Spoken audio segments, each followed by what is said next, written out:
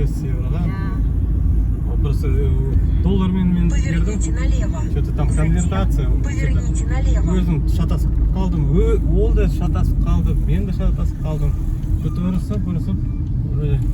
Содан кейін олар маған заставили жүгіруге ID карта. Поверните налево. Затем поверните направо. Poland ID карт. Мен Қазақстан тұрамын. Қайда ID карт? Менде болмайды ID карт. Менің паспортым бар. Қазақстан паспорты. Мен түсінбейді, мен оларды түсінбеймін. Что-то мен кішкене түркше, кішкене ағылшынша.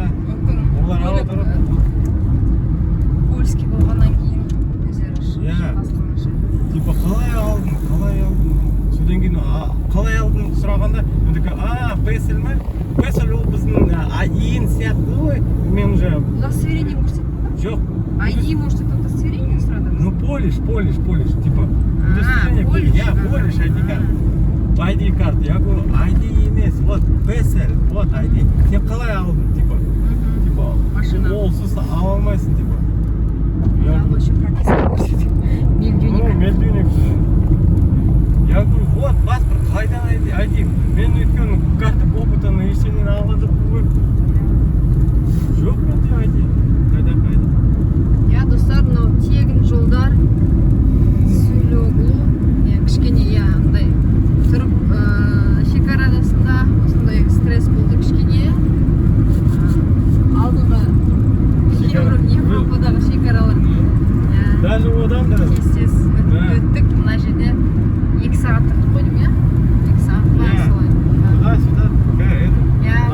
Контроль, багаж тексерді. Солай ойлайсың, чем ближе, тем қорқынышты. Қазақстанға. Грузияда қалай болады вообще? Ар жағында вообще, блин. Это отдельный бір история, трэш прям.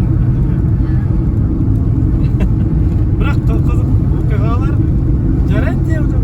Тоса тұрамын, ұйықтаймын осында кеденде. Солай керек болса. Мазақ қылып жатыр. Кішкене жас адамдар, жас кісілер. Жастар. Бар, дос, ана жерге. Мен сені жіберген жоқпын. Бар, ана кісіге кім сені жіберді мен. Я говорю, мен қайтем. Мен страховкаға жіберді.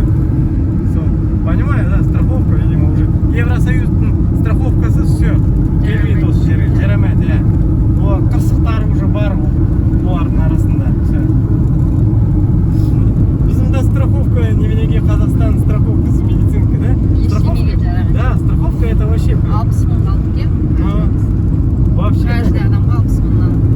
Оны пайдаланғанда жоқпыз. Это бета алған.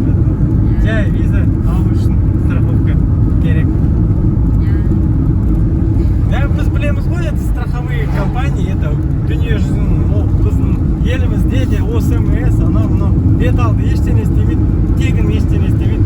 Төлейсің да, осы жерде де солай. Страховкасыз. Сол басты қатырып жатыр.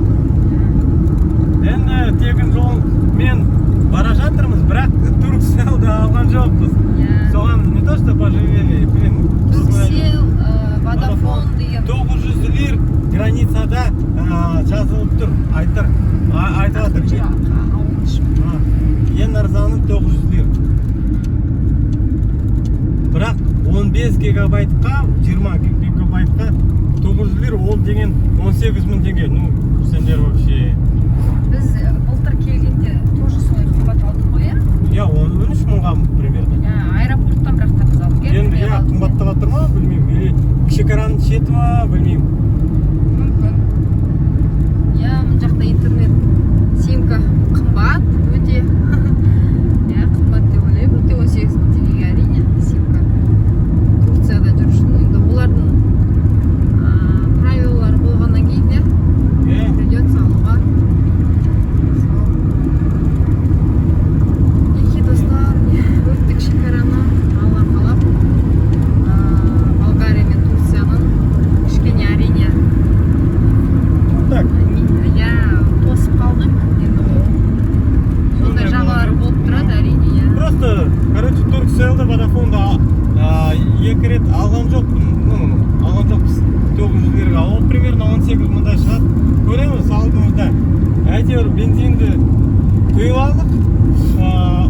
18,4 лира. Ол получается 1 лираның құны 18 теңге ма? Солай. Қазіргі таңда. 17 бірдеме. Ну, сол. Вроде, ну, нормально. Европадан арзандау, конечно, кішкене болады, сол. Бірақ тоже почти 18 мыңға. Уже өзіміздің карточкасын пайдаланып жатырмыз. Успели, кстати, да, перевести депозиттен голдқа